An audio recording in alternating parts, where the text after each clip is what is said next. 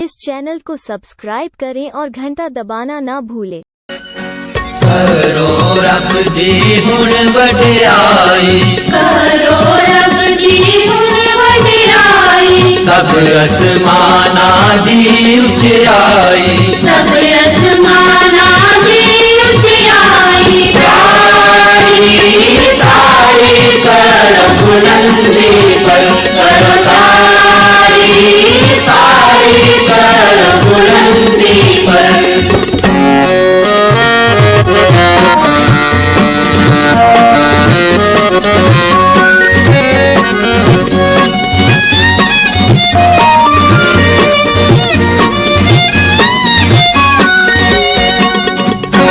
ਸਾਰੇ ਭੈਣ ਭਰਾਵਾਂ ਨੂੰ ਜੈ ਮਸੀਹ ਦੀ। ਅੱਜ ਦੇ ਵਚਨ ਦਾ ਮਨਨ ਕਰਨ ਤੋਂ ਪਹਿਲਾਂ ਅਸੀਂ ਪ੍ਰਾਰਥਨਾ ਵਿੱਚ ਜਾਵਾਂਗੇ। ਦਿਆਲੂ ਪ੍ਰਭੂ, ਅਸੀਂ ਤੇਰਾ ਧੰਨਵਾਦ ਕਰਦੇ ਹਾਂ। ਤੂੰ ਕਿਰਪਾ ਦਾ ਖਣੀ, ਦਇਆ ਦਾ ਧਨੀ ਅਤੇ ਆਪਣੇ ਪਿਆਰ ਦੇ ਨਾਲ ਸਾਨੂੰ ਪਰਮੇਸ਼ਰ ਪਿਤਾ ਚਲਾਉਣ ਵਾਲਾ ਅਤੇ ਸਾਡੇ ਉੱਤੇ ਆਪਣੀ ਕਿਰਪਾ ਕਰਨ ਵਾਲਾ ਪ੍ਰੇਮੀ ਪਰਮੇਸ਼ਰ ਹੈ। ਔਰ ਅਸੀਂ ਤੇਰੀ ਕਿਰਪਾ ਦੇ ਵਿੱਚ ਜੀਵਨ ਬਤੀਤ ਕਰਦੇ ਹਾਂ। ਔਰ ਅਸੀਂ ਧੰਨਵਾਦ ਕਰਦੇ ਹਾਂ ਕਿ ਅੱਜ ਤੇਰੀ ਜੈ ਦਾ ਦਿਨ ਹੈ। ਸਾਨੂੰ ਇਸ ਵਿੱਚ ਆਪ ਦੀ ਉਸਤਤ ਅਤੇ ਵਡਿਆਈ ਕਰਨ ਦੇ ਲਈ ਮਦਦ ਕਰ। ਜੋ ਵਚਨ ਅਸੀਂ ਤੇਰੇ ਅੱਗੇ ਪਰਮੇਸ਼ਰ ਪਿਤਾ ਆਪ ਦੀ ਆਤਮਾ ਦੀ ਅਗਵਾਈ ਦੇ ਨਾਲ ਆਪ ਦੇ ਅੱਗੇ ਧੰਨਵਾਦ ਦੇ ਨਾਲ ਪੜ੍ਹੀਏ ਅਤੇ ਉਸ ਦੇ ਵਿੱਚੋਂ ਆਪ ਨੂੰ ਆਦਰ ਦਈਏ, ਉਹ ਸਭ ਆਪ ਦੀ ਇੱਛਾ ਦੇ ਅਨੁਸਾਰ ਹੋ ਸਕੇ। ਅੱਜ ਦੇ ਇਸ ਦਿਨ ਨੂੰ ਔਰ ਸੁਣਨ ਵਾਲਿਆਂ ਨੂੰ, ਬੋਲਣ ਵਾਲੇ ਨੂੰ ਆਪ ਦੇ ਹੱਥਾਂ ਵਿੱਚ ਸੌਂਪਦੇ ਹੋਏ ਬੇਨਤੀ ਮੁਕਤੀ ਦਾ ਤੇ ਪ੍ਰਭੂ ਯਿਸੂ ਮਸੀਹ ਦੇ ਪਵਿੱਤਰ ਤੇ ਸਮਰਥੀ ਨਾਮ ਵਿੱਚ ਆਮੀਨ। ਪਿਆਰੇ ਅਜ਼ੀਜ਼, ਅੱਜ ਦੇ ਜੋ ਵਚਨ ਦਾ ਮੈਂ ਭਾਗ ਲਿਆ ਹੈ ਉਹ ਲਿਆ ਹੈ ਰੋਮੀਆਂ ਦੀ ਪੁਸਤਕ 15 ਅਧਿਆਏ 5 ਅਤੇ 6 ਆਇਤ ਵਿੱਚੋਂ। ਇੱਥੇ ਲਿਖਿਆ, ਅਤੇ ਧੀਰਜ ਅਤੇ ਦਿਲਾਸੇ ਦਾ ਪਰਮੇਸ਼ਰ ਤੁਹਾਨੂੰ ਇਹ ਬਖਸ਼ੇ ਜੋ ਯਿਸੂ ਮਸੀਹ ਦੇ ਅਨੁਸਾਰ ਆਪੋ ਵਿੱਚ ਮੇਲ ਰੱਖੋ। 6 ਦੇ ਵਿੱਚ, ਤਾਂ ਜੋ ਤੁਸੀਂ ਇੱਕ ਮਨ ਹੋ ਕੇ ਇੱਕ ਜਵਾਨ ਨਾਲ ਸਾਡੇ ਪ੍ਰਭੂ ਯਿਸੂ ਮਸੀਹ ਦੇ ਪਰਮੇਸ਼ਰ ਅਤੇ ਪਿਤਾ ਦੀ ਵਡਿਆਈ ਕਰੋ। ਇੱਕ ਜਵਾਨ ਦੇ ਨਾਲ ਪ੍ਰਭੂ ਯਿਸੂ ਮਸੀਹ ਅਤੇ ਪਿਤਾ ਦੀ ਵਡਿਆਈ ਕਰਨਾ, ਇਹ ਬੜਾ ਦਿਲਚਸਪ ਵਚਨ ਹੈ। ਪੌਲਸ ਰੋਮ ਦੀ ਕਲੀਸਿਆ ਨੂੰ ਧੰਨਵਾਦ ਦੇ ਨਿਮਿਤ ਇੱਥੇ 2 ਗੱਲਾਂ ਦੱਸ ਰਿਹਾ ਹੈ, ਬੜੀਆਂ ਇੰਪੋਰਟੈਂਟ ਹੈ। ਪਹਿਲੀ ਗੱਲ ਉਹ ਕਹਿ ਰਿਹਾ ਹੈ, ਧੀਰਜ ਅਤੇ ਦਿਲਾਸੇ ਦਾ ਪਰਮੇਸ਼ਰ ਤੁਹਾਨੂੰ ਇਹ ਬਖਸ਼ੇ ਜੋ ਮਸੀਹ ਯਸੂ ਦੇ ਅਨੁਸਾਰ ਆਪੋ ਵਿੱਚ ਮੇਲ ਰੱਖੋ। ਪਹਿਲੀ ਗੱਲ, ਮਸੀਹ ਯਸੂ ਦੇ ਵਿੱਚ ਪਰਮੇਸ਼ਰ ਦੇ ਨਾਲ ਮੇਲ ਯਸੂ ਮਸੀਹ ਦੇ ਵਿੱਚ ਰੱਖਣਾ ਬਹੁਤ ਹੀ ਆਦਰ ਅਤੇ ਬਹੁਤ ਹੀ ਮਹਿਮਾ ਯੋਗ, ਬਹੁਤ ਹੀ ਵਡਿਆਈ ਯੋਗ ਇਸ ਜਗ੍ਹਾ ਦੇ ਉੱਤੇ ਪਰਮੇਸ਼ਰ ਦਾ ਵਚਨ ਹੈ। ਮੈਂ ਆਪ ਨੂੰ ਇਹ ਦੱਸਣਾ ਚਾਹੁੰਦਾ ਹਾਂ ਕਿ ਇਹ ਮੇਲ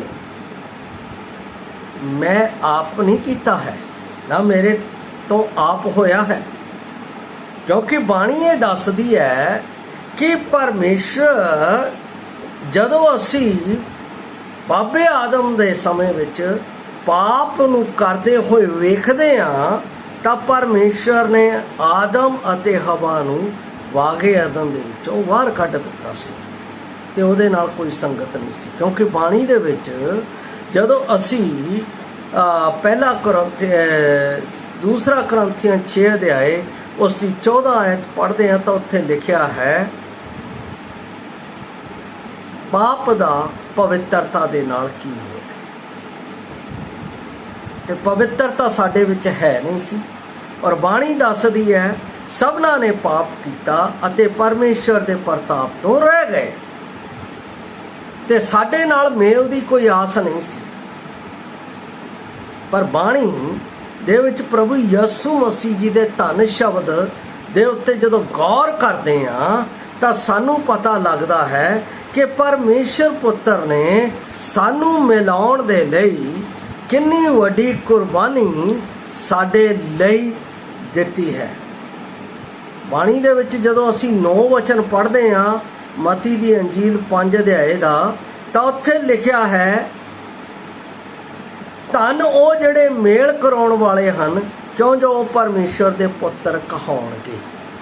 ਮੇਰਾ ਪਿਤਾ ਦੇ ਨਾਲ ਮੇਲ ਕਰਾਉਣਾ, ਮੇਰਾ ਪਿਤਾ ਦੇ ਨਾਲ ਸੰਗਤ ਕਰਾਉਣੀ, ਮੈਨੂੰ ਪਰਮੇਸ਼ਰ ਪਿਤਾ ਦੇ ਸਾਹਮਣੇ ਪਵਿੱਤਰ ਕਰਕੇ ਪੇਸ਼ ਕਰਨਾ, ਇਹ ਪਰਮੇਸ਼ਰ ਦੀ ਯੋਜਨਾ ਸੀ ਉਹਦੇ ਪੁੱਤਰ ਪ੍ਰਭੂ ਯਿਸੂ ਮਸੀਹ ਦੇ ਰਾਹੀਂ।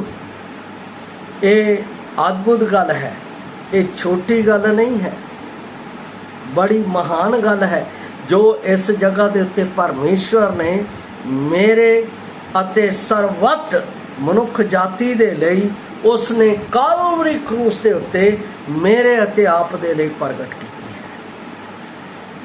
ਬਾਣੀ ਦੇ ਵਿੱਚ ਪਰਮੇਸ਼ਵਰ ਨੇ ਇਸ ਮੇਲ ਦੇ ਕੰਮ ਨੂੰ, ਜਦੋਂ ਅਸੀਂ ਕੁਰੰਥ ਦੀ ਪੁਸਤਕ ਉਸ ਦਾ ਦੂਸਰਾ ਗ੍ਰੰਥ ਉਸ ਦਾ 5 ਅਧਿਆਏ ਦੇ ਉੱਤੇ ਜਾਂਦੇ ਹਾਂ, ਤਾਂ ਉਸ ਵਿੱਚ ਇਸ ਤਰ੍ਹਾਂ ਲਿਖਿਆ ਹੈ, ਪਰ ਸਾਰੀਆਂ ਗੱਲਾਂ ਪਰਮੇਸ਼ਵਰ ਤੋਂ ਹਨ, ਜਿਹਨੇ ਮਸੀਹ ਦੇ ਰਾਹੀਂ ਸਾਨੂੰ ਆਪਣੇ ਨਾਲ ਮਿਲਾ ਲਿਆ ਅਤੇ ਮਿਲਾਪ ਦੀ ਸੇਵਕਾਈ ਸਾਨੂੰ ਸੌਂਪ ਦਿੱਤੀ। ਕਿੰਨੀ ਵੱਡੀ ਗੱਲ ਹੈ ਜੋ ਪਰਮੇਸ਼ਵਰ ਨੇ ਆਪਣੇ ਪੁੱਤਰ ਪ੍ਰਭੂ ਯਿਸੂ ਮਸੀਹ ਦੇ ਰਾਹੀਂ ਸਾਡੇ ਨਾਲ ਮੇਲ ਕਰ ਲਿਆ। ਅਸੀਂ ਮੇਲ ਕਰਨ ਦੇ ਯੋਗ ਨਹੀਂ ਸੀ, ਪਰ ਸਭ ਤੋਂ ਪਹਿਲਾਂ ਉਸਨੇ ਮੇਰੇ ਅਤੇ ਪਰਮੇਸ਼ਰ ਦੇ ਵਿਚਕਾਰ ਜੋ ਦੂਰੀ ਸੀ, ਜੋ ਜੁਦਾਈ ਵਾਲੀ ਕੰਧ ਸੀ, ਉਸ ਨੂੰ ਉਸਨੇ ਆਪਣੀ ਜਾਨ ਦੇ ਕੇ ਕਾਲਵਰੀ ਕਰੂਸ ਦੇ ਉੱਤੇ ਮੇਰੇ ਪਾਪਾਂ ਦਾ ਸਾਰਾ ਕਰਜ਼ ਚੁਕਾ ਕੇ ਉਸਨੇ ਉਸ ਕੰਧ ਨੂੰ ਢਾ ਦਿੱਤਾ, ਅਤੇ ਜੋ ਪਰਦਾ ਮੇਰੇ ਅਤੇ ਪਰਮੇਸ਼ਰ ਦੇ ਵਿਚਕਾਰ ਸੀ ਉਸ ਨੂੰ ਥੱਲਿਓਂ ਲੈ ਕੇ ਉੱਪਰ ਤੱਕ ਪਾੜ ਦਿੱਤਾ, ਕਿ ਮੇਰੀ ਸੰਗਤ ਪਰਮੇਸ਼ਰ ਨਾਲ ਹੋ ਸਕੇ ਅਤੇ ਮੇਰਾ ਮੇਲ ਪਰਮੇਸ਼ਰ ਦੇ ਨਾਲ ਹੋ ਸਕੇ। ਕਿੰਨਾ ਮਹਾਨ ਹੈ ਪਰਮੇਸ਼ਰ, ਜਿਸ ਨੇ ਮੇਰੇ ਜੀਵਨ ਦੇ ਵਿੱਚ ਉਸ ਦੀ ਵਡਿਆਈ ਦੇ ਲਈ ਮੇਰੀ ਜ਼ਬਾਨ ਨੂੰ ਪ੍ਰਭੂ ਯਿਸੂ ਮਸੀਹ ਦੇ ਰਾਹੀਂ ਪਿਤਾ ਅਤੇ ਪੁੱਤਰ ਦੀ ਵਡਿਆਈ ਦੇ ਲਈ ਰਚ ਲਿਆ। ਇਹ ਕੋਈ ਆਮ ਗੱਲ ਨਹੀਂ। ਪਰਮੇਸ਼ਵਰ ਨੇ ਮੈਨੂੰ ਆਪਣਾ ਪੁੱਤਰ ਬਣਾਉਣ ਦੇ ਲਈ ਆਪਣੇ ਪਿਆਰੇ ਪੁੱਤਰ ਦੀ ਕੁਰਬਾਨੀ ਕਾਲਵਰੀ ਕਰੂਸ ਦੇ ਉੱਤੇ ਦਿੱਤੀ ਹੈ।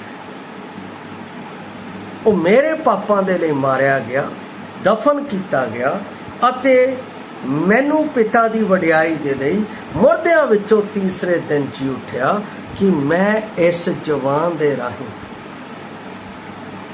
ਜਿਸ ਦੇ ਵਿੱਚੋਂ ਦੁਰਵਚਨ ਨਿਕਲਦੇ ਸੀ, ਜਿਸ ਦੇ ਵਿੱਚੋਂ ਅਪਸ਼ਬਦ ਨਿਕਲਦੇ ਸੀ, ਜਿਸ ਦੇ ਵਿੱਚੋਂ ਕੋਈ ਚੰਗੀ ਗੱਲ ਨਿਕਲਦੀ ਨਹੀਂ ਸੀ, ਉਸ ਨੂੰ ਆਪਣੀ ਮਹਿਮਾ ਦੇ ਲਈ ਰਚ ਲਿਆ, ਆਪਣੇ ਪੁੱਤਰ ਪ੍ਰਭੂ ਯਿਸੂ ਮਸੀਹ ਦੇ।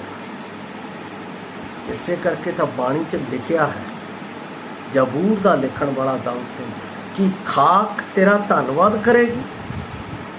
ਪਰ ਧੰਨਵਾਦ ਹੈ ਪਰਮੇਸ਼ਵਰ ਦਾ, ਜਿਸ ਨੇ ਆਪਣੇ ਪੁੱਤਰ ਪ੍ਰਭੂ ਯਿਸੂ ਮਸੀਹ ਦੇ ਰਾਹੀਂ ਮੇਰੇ ਜੀਵਨ ਦੇ ਬਦਲੇ ਆਪਣੀ ਜਾਨ ਕਾਲਵਰੀ ਕਰੂਸ ਦੇ ਉੱਤੇ ਦੇ ਕੇ ਮੈਨੂੰ ਆਪਣੀ ਮਹਿਮਾ ਦੇ ਲਈ ਰਚ ਲਿਆ, ਕਿ ਮੈਂ ਉਹਦੇ ਹਜ਼ੂਰ ਵਿੱਚ ਜਾ ਕੇ ਉਸ ਦੀ ਉਸਤਤ ਅਤੇ ਉਸ ਦੀ ਵਡਿਆਈ, ਉਸ ਨੂੰ ਮਨ ਭਾਉਂਦੀ ਉਸ ਦੇ ਪੁੱਤਰ ਦੇ ਰਾਹੀਂ ਪਰਮੇਸ਼ਰ ਨੂੰ ਅਰਪਿਤ ਕਰ ਸਕਾਂ, ਜੋ ਪਰਮੇਸ਼ਰ ਨੂੰ ਪ੍ਰਸੰਨ ਹੈ, ਜੋ ਪਰਮੇਸ਼ਰ ਜਿਸ ਤੋਂ ਪ੍ਰਸੰਨ ਹੁੰਦਾ ਹੈ। ਕਿੰਨਾ ਅਦਭੁਤ ਹੈ ਪਰਮੇਸ਼ਰ ਦਾ ਪ੍ਰੇਮ, ਜੋ ਉਸ ਨੇ ਮੇਰੇ ਨਾਲ ਆਪਣੇ ਪੁੱਤਰ ਦੇ ਨਿਮਿਤ ਕੀਤਾ ਹੈ। ਪਹਿਲੀ ਗੱਲ ਅਸੀਂ ਦੇਖੀ ਕਿ ਉਹਨੇ ਸਾਡਾ ਮੇਲ ਆਪਣੇ ਪੁੱਤਰ ਪ੍ਰਭੂ ਯਿਸੂ ਮਸੀਹ ਦੇ ਰਾਹੀਂ ਆਪਣੇ ਨਾਲ ਕਰ ਲਿਆ, ਕਿ ਅਸੀਂ ਉਸ ਦੀ ਵਡਿਆਈ ਕਰ ਸਕੀਏ। ਦੂਸਰੀ ਗੱਲ ਇੱਥੇ ਕਹਿੰਦਾ ਹੈ ਕਿ ਤੁਸੀਂ ਇੱਕ ਮਨ ਹੋ ਕੇ ਇੱਕ ਜਵਾਨ ਨਾਲ ਸਾਡੇ ਪ੍ਰਭੂ ਯਿਸੂ ਮਸੀਹ ਦੇ ਪਰਮੇਸ਼ਰ ਅਤੇ ਪਿਤਾ ਦੀ ਵਡਿਆਈ ਕਰੋ। ਇੱਕ ਮਨ। ਮੈਂ ਪ੍ਰਭੂ ਯਿਸੂ ਮਸੀਹ ਦੇ ਨਾਲ ਇੱਕ ਕਦੋਂ ਹੁੰਦਾ ਹਾਂ? ਜਦੋਂ ਮੈਂ ਇਹ ਸਵੀਕਾਰ ਕਰ ਲੈਂਦਾ ਹਾਂ ਕਿ ਪਰਮੇਸ਼ਵਰ ਨੇ ਮੇਰੇ ਜੀਵਨ ਨੂੰ ਬਚਾਉਣ ਦੇ ਲਈ ਆਪਣੇ ਇਕਲੌਤੇ ਪੁੱਤਰ ਨੂੰ ਇਸ ਦੁਨੀਆ ਦੇ ਵਿੱਚ ਮੇਰੇ ਪਾਪਾਂ ਦੀ ਮਾਫੀ ਲਈ ਭੇਜਿਆ, ਜੋ ਵਚਨ ਦੇ ਅਨੁਸਾਰ ਮੇਰੇ ਪਾਪੀ ਦੇ ਲਈ ਕਾਲਵਰੀ ਕਰੂਸ ਦੇ ਉੱਤੇ ਮਾਰਿਆ ਗਿਆ ਅਤੇ ਦਫਨ ਕੀਤਾ ਗਿਆ ਅਤੇ ਤੀਸਰੇ ਦਿਨ ਜੀ ਉੱਠਿਆ। ਹੁਣ ਉਹ ਮੇਰਾ ਪ੍ਰਭੂ ਹੈ। ਤਾਂ ਮੇਰੀ ਪਰਮੇਸ਼ਰ ਪੁੱਤਰ ਪ੍ਰਭੂ ਯਿਸੂ ਮਸੀਹ ਦੇ ਨਾਲ ਇੱਕ ਸੰਗਤ ਹੋ ਜਾਂਦੀ। ਇਹੀ ਗੱਲ ਤਾਂ ਮਤੀ ਦੀ ਅੰਜੀਲ ਦੇ ਵਿੱਚ ਪ੍ਰਭੂ ਯਿਸੂ ਮਸੀਹ 18:20 ਦੇ ਵਿੱਚ ਆਖਦੇ ਹਨ, ਜਿੱਥੇ ਇੱਕ ਜਾਂ ਦੋ ਮੇਰੇ ਨਾਂ ਦੇ ਵਿੱਚ ਇਕੱਠੇ ਹੁੰਦੇ ਨੇ, ਉਹਨਾਂ ਦੇ ਵਿਚਕਾਰ ਮੈਂ ਹਾਂ। ਇਹਦਾ ਮਤਲਬ ਮੈਂ ਅਤੇ ਉਹਦੇ ਪੁੱਤਰ ਦੇ ਨਾਲ ਜਦੋਂ ਇੱਕ ਹੋ ਜਾਂਦੇ ਆ ਤਾਂ ਪਿਤਾ ਸਾਡੇ ਵਿਚਕਾਰ ਹੁੰਦਾ ਹੈ ਅਤੇ ਉਹ ਸਾਡੇ ਮੁੱਖ ਦੇ ਵਿੱਚੋਂ ਆਪਣੇ ਪੁੱਤਰ ਦੇ ਰਾਹੀਂ ਜੋ ਪਰਮੇਸ਼ਰ ਨੂੰ ਮਨ ਭਾਉਂਦੇ ਸ਼ਬਦ ਹੈ ਉਹ ਸਾਡੇ ਵਿੱਚ ਪਾਉਂਦਾ ਹੈ ਅਤੇ ਉਸ ਦੇ ਰਾਹੀਂ ਅਸੀਂ ਪਰਮੇਸ਼ਰ ਨੂੰ ਮਨ ਭਾਉਂਦੀ ਵਡਿਆਈ, ਮਨ ਭਾਉਂਦੀ ਉਸਤਤ ਅਤੇ ਮਨ ਭਾਉਂਦੀ ਉਸ ਦੀ ਪ੍ਰਸ਼ੰਸਾ ਕਰਦੇ ਹਾਂ ਜੋ ਪਰਮੇਸ਼ਰ ਨੂੰ ਪ੍ਰਵਾਨ ਹੋ। ਕਿੰਨੀ ਅਦਭੁਤ ਹੈ। ਅਸੀਂ ਉਹਦੇ ਪੁੱਤਰ ਯਿਸੂ ਮਸੀਹ ਦੇ ਵਿੱਚ ਇੱਕ ਜਵਾਨ ਨਾਲ ਪ੍ਰਭੂ ਯਿਸੂ ਮਸੀਹ ਦੇ ਪਰਮੇਸ਼ਰ ਅਤੇ ਪਿਤਾ ਦੀ ਵਡਿਆਈ ਕਰਦੇ। ਇਹ ਮੈਂ ਆਪਣੇ ਆਪ ਦੇ ਵਿੱਚ ਨਹੀਂ ਕਰ ਸਕਦਾ ਸੀ, ਮੇਰੇ ਕੋਲ ਆਪਣੇ ਆਪ ਦੇ ਵਿੱਚ ਨਹੀਂ ਹੋ ਸਕਦੀ ਸੀ, ਪਰ ਪਰਮੇਸ਼ਰ ਨੇ ਮੇਰੇ ਅਤੇ ਆਪ ਦੇ ਲਈ ਉਪਰਾਲਾ ਕੀਤਾ ਹੈ। ਕੀ ਉਪਰਾਲਾ ਕੀਤਾ ਹੈ ਕਿ ਉਸ ਦੇ ਪੁੱਤਰ ਦੇ ਉੱਤੇ ਨੀਚਾ ਕਰਨ ਦੇ ਨਾਲ ਅਸੀਂ ਉਹਦੇ ਵਿੱਚ ਇੱਕ ਹੋ ਕੇ ਪਰਮੇਸ਼ਰ ਪਿਤਾ ਦੀ ਵਡਿਆਈ ਅਤੇ ਉਸਤਤ ਕਰ ਸਕਦੇ ਹਾਂ। ਜਦ ਤੱਕ ਮੈਂ ਉਸ ਦੇ ਪੁੱਤਰ ਉੱਤੇ ਨੀਚਾ ਨਹੀਂ ਕਰਦਾ ਤਾਂ ਮੈਂ ਉਸ ਦੇ ਨਾਲ ਇੱਕ ਨਹੀਂ। ਜਦੋਂ ਮੈਂ ਉਸ ਦੇ ਉੱਤੇ ਨੀਚਾ ਕਰ ਲੈਂਦਾ ਮੈਂ ਉਸ ਦੇ ਵਿੱਚ ਇੱਕ ਹੋ ਜਾਂਦਾ ਹਾਂ। ਜਦੋਂ ਮੈਂ ਉਸ ਦੇ ਵਿੱਚ ਇੱਕ ਹੋ ਜਾਂਦਾ ਹਾਂ ਤਾਂ ਮੈਂ ਪਰਮੇਸ਼ਰ ਪਿਤਾ ਦੀ ਵਡਿਆਈ ਉਸ ਦੀ ਹਜ਼ੂਰੀ ਵਿੱਚ ਉਸ ਦੇ ਸਨਮੁਖ ਕਰਦਾ ਹਾਂ ਤਾਂ ਉਹ ਉਸ ਨੂੰ ਪ੍ਰਵਾਨ ਹੁੰਦੀ ਹੈ। ਕਿੰਨੀ ਸੁੰਦਰ ਅਤੇ ਕਿੰਨੀ ਮਹਿਮਾਯੋਗ ਗੱਲ ਹੈ ਜੋ ਪਰਮੇਸ਼ਰ ਨੇ ਪੌਲਸ ਰਸੂਲ ਦੇ ਰਾਹੀਂ ਮੇਰੇ ਜੀਵਨ ਦੇ ਵਿੱਚ ਪਰਮੇਸ਼ਰ ਦੀ ਵਡਿਆਈ ਦੇ ਲਈ ਭੇਦ ਖੋਲ੍ਹਿਆ। ਮੈਂ ਧੰਨਵਾਦ ਕਰਦਾ ਉਸ ਦੇ ਪੁੱਤਰ ਦਾ ਜਿਸ ਨੇ ਨੀਚਾ ਕਰਨ ਦੇ ਨਾਲ ਮੇਰੇ ਨਾਲ ਮੇਲ ਕੀਤਾ ਅਤੇ ਜਦੋਂ ਮੇਰੇ ਨਾਲ ਮੇਲ ਹੋਇਆ ਤਾਂ ਮੇਰਾ ਪਿਤਾ ਦੇ ਨਾਲ ਮੇਲ ਹੋਇਆ ਕਿ ਮੈਂ ਉਸ ਵਿੱਚ ਹੋ ਕੇ ਪਰਮੇਸ਼ਰ ਪਿਤਾ ਦੀ ਵਡਿਆਈ ਅਤੇ ਉਸਤਤ ਕਰ ਸਕਾਂ ਜੋ ਉਸ ਨੇ ਮੇਰੇ ਲਈ ਅਦਭੁਤ ਕੰਮ ਕੀਤਾ। ਪਹਿਲੀ ਗੱਲ, ਉਸ ਨੇ ਮੇਰੇ ਪਾਪ ਮਾਫ ਕੀਤੇ ਹੈ। ਦੂਸਰੀ ਗੱਲ, ਉਸ ਨੇ ਆਪਣੇ ਪੁੱਤਰ ਦੇ ਲਹੂ ਨਾਲ ਮੈਨੂੰ ਪਵਿੱਤਰ ਕੀਤਾ ਹੈ। ਤੀਸਰੀ ਗੱਲ, ਉਸ ਨੇ ਆਪਣੇ ਪੁੱਤਰ ਵਿੱਚ ਮੇਰਾ ਮੇਲ ਪਰਮੇਸ਼ਵਰ ਦੇ ਨਾਲ ਕਰਾ ਦਿੱਤਾ ਹੈ। ਚੌਥੀ ਗੱਲ, ਪਰਮੇਸ਼ਵਰ ਨੇ ਮੈਨੂੰ ਉਹਦੇ ਪੁੱਤਰ ਵਿੱਚ ਪਰਮੇਸ਼ਵਰ ਦੀ ਸੰਤਾਨ ਬਣਾ ਦਿੱਤਾ ਹੈ। ਪੰਜਵੀਂ ਗੱਲ, ਉਸ ਦੇ ਪੁੱਤਰ ਦੇ ਵਿੱਚ ਮੈਨੂੰ ਪਰਮੇਸ਼ਰ ਪਿਤਾ ਵੱਲੋਂ ਹਮੇਸ਼ਾ ਦਾ ਜੀਵਨ ਮਿਲਿਆ ਹੈ।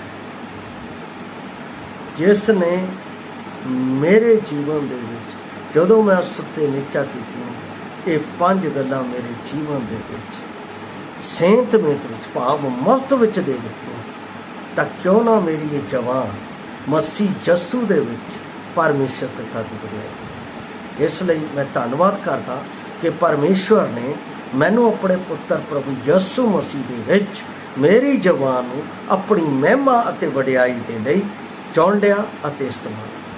ਇਸ ਵਚਨ ਦੇ ਰਾਹੀਂ ਮੈਂ ਪਰਮੇਸ਼ਰ ਦੀਆਂ ਕੀਤੀਆਂ ਹੋਈਆਂ ਭਲਾਈਆਂ ਦਾ ਧੰਨਵਾਦ, ਮਹਿਮਾ, ਵਡਿਆਈ ਅਤੇ ਉਸਤਤ ਕਰਦਾ। ਪ੍ਰਭੂ ਇਸ ਵਚਨ ਦੇ ਰਾਹੀਂ ਆਪ ਨੂੰ ਵੀ ਉਸ ਦਾ ਧੰਨਵਾਦ ਅਤੇ ਮਹਿਮਾ ਅਤੇ ਵਡਿਆਈ ਕਰਨ ਦੇ ਲਈ ਮਦਦ ਕਰੇ। ਜੈ ਮਸੀਹ।